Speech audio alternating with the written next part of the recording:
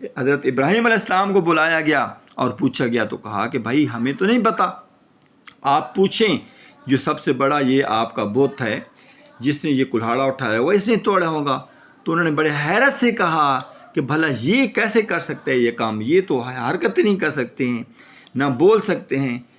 تو ادھر حضرت ابراہیم علیہ السلام نے تبسم فرمایا اور کہا کہ دیکھو آپ اتنے مجبور لاچار، اتنے کم عقل ہو،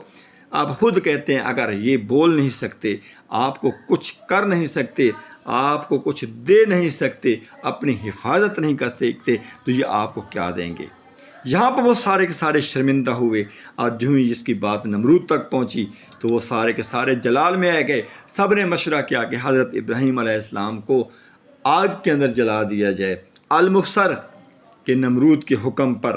ایک آگ، بہت بڑی آگ تیار کر دی گئی، اور اس آگ کے اندر حضرت ابراہیم علیہ السلام کو جب ڈالنے کا وقت آیا تو تمام کے تمام لوگ اکٹھے ہو گئے۔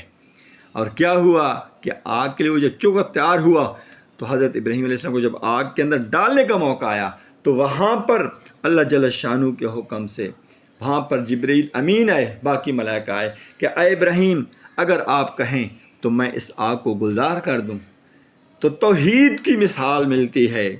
حضرت ابراہیم علیہ السلام کے جو دل کے اندر محبت تھی اللہ جل شانہ کی، حضرت ابراہیم علیہ السلام نے کہا کہ اے جبرائیل، میرا